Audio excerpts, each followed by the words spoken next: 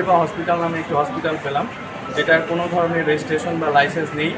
ভিতরে ছিল একটা কোন বড় আছে নাকি দেখেন না কথা কর না কেন আগে ভাই তুই ওর রাস্তা আছে নিয়ে গেলি না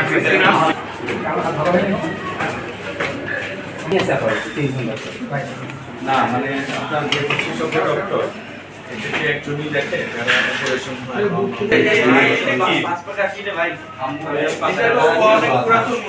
ভাই একটু পিছনে আসে না পিছনে আসলে কি পাবে এখানে রাখছেন আপনার এটা তো এই যে পালস অক্সিমিটার যেটা এটা অটোমেটেড থাকার কথা না। এখানে তো অপারেশন থিয়েটার থাকে না, ওনাদের হচ্ছে এখানে এইটা আপনি এই যে একটা মানে ম্যানুয়াল পদ্ধতিতে করতেছেন, তাও এটা ব্যাটারি নাই, নষ্ট।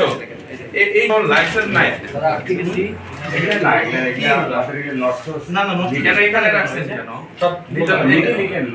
এটা এখানে একটু দেখেন আমাদের না না না এগুলো আপনাদের বিনে থাকবে, সার বিন স্যাভলন দিয়ে কি সব জীবাণু মরে, তাহলে কাজ করেন আপনি আমার তাহলে আপনি রাখেন এটা দেখেন বলেন বাইকে আপনি কাজের সুবিধা আছে এটা কয়টা পিছু কয়টা আকারি কয়টা কয়টা আকারি এটা সামনে আকারি এটা এসে আপনার যে আপনার এই সাথে লক করে আচ্ছা এই ইনস্ট্রুমেন্টগুলো পরিষ্কার করে কে? আপনার লোক করে সাথে খালা ওইটা বাইরে করে কে? আচ্ছা অটোক্লেভ সেই ভাই কত অটোক্লেভ করার ভাই কত তাহলে অটোক্লেভ একটু আগে মনে হয় একটা এই গ্লোবাল হ্যান্ড দেওয়া স্যার অটোক্লেভ করবে কে? আপনি নিচে থেকে হবে যে মেশিনগুলো অর্থাৎ যে স্টুডিওস হবে সবগুলোই ইনফেক্টেড। এই একটা ব্যাগ দেন আমাকে আচ্ছা আপনি রেজিস্টার্ড তাহলে মানে হচ্ছে বিএনসি নামে তো রেজিস্টার্ড না মানে দিছে কিন্তু হয় তাহলে আপনি রেজিস্টার্ড না হলেও করতে পারেন।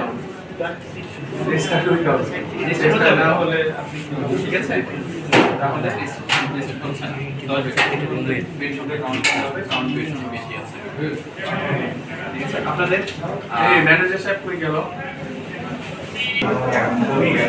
আপনার নাম কি? আর ওটি কে করে? ওটি কি আপনি করেন? অ্যাসিস্ট করেন? আমি আপনার উনি বললেন যে আসছিল 12 তারিখে আমি অ্যাসিস্ট আপনি এখানে আছেন কেন? ওটি ইনচার্জ কেন আপনি?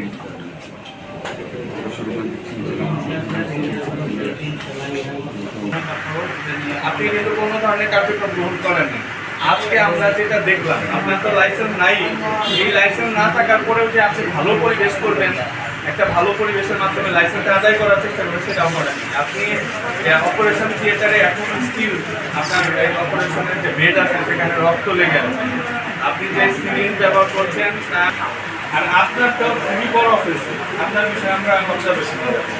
আপনি কেন প্রত্যেকটা অপারেশনে 24 ঘন্টায় আপনি অপারেশনে আছেন? তার মানে আপনি ওখানে না থেকেই, তার মানে যারা অপারেশন করতেছে আদৌ তারা করতেছে কিনা সেটা ইভেন একটু আগে যে অপারেশন করে গেছে তার নাম্বার নাই আপনার ওটি ইনচার্জের কাছে, এবং ওটি ইনচার্জের তো যোগ্যতাই নেই ওটি ইনচার্জ হিসাবে থাকার, কারণ তার সেই কোয়ালিফিকেশন। আপনার একজন নার্স আছে, নার্স কিন্তু যে রেজিস্টার্ড নার্স না, এগুলো আপনারা কেন করেছেন আমাদের জবাবটা?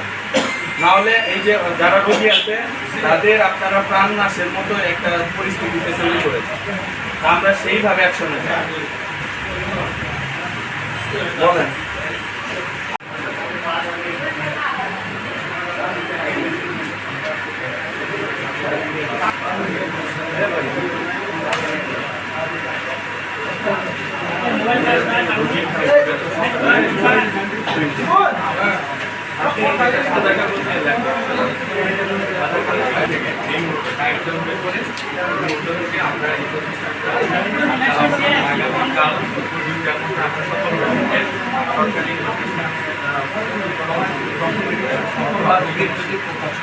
এলাকায় এখানে সেবা হসপিটালে আমরা আজকে অভিযান পরিচালনা করলাম। জেলা প্রশাসন Rangpur, civil surgeon office Rangpur এবং মেট্রোপলিটন পুলিশের যৌথ অভিযান।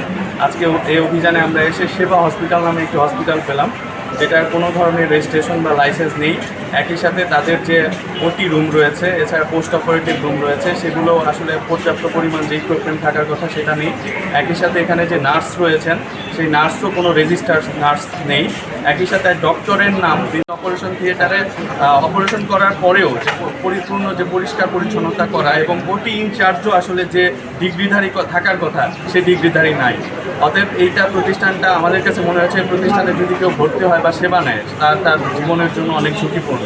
এরই প্রেক্ষিতে আজকে আমরা এই সেবা হসপিটালটাকে আমরা বন্ধ ঘোষণা করলাম, এর কার্যক্রম আর চলবে না। একই সাথে তাদেরকে 1.5 লক্ষ টাকা জরিমানা করা হয়েছে এবং এই প্রতিষ্ঠানে যে রোগীরা রয়েছে তাদেরকে আমরা রংপুর মেডিকেল সহ অন্যান্য সরকারি হসপিটালে স্থানান্তরের জন্য সিভিল সার্জন অফিসের মাধ্যমে আমরা কার্যক্রম সম্পন্ন করলাম।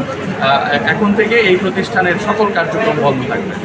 ওকে, আমরা দেখতেছি যে অভিযোগ পেয়েছি এবং আমরা এই বিষয়েও আপনারা জানেন যে জেলা প্রশাসন রংপুরের পক্ষ থেকে রেগুলার বেসিসে এই ধরনের অভিযান পরিচালনা হচ্ছে।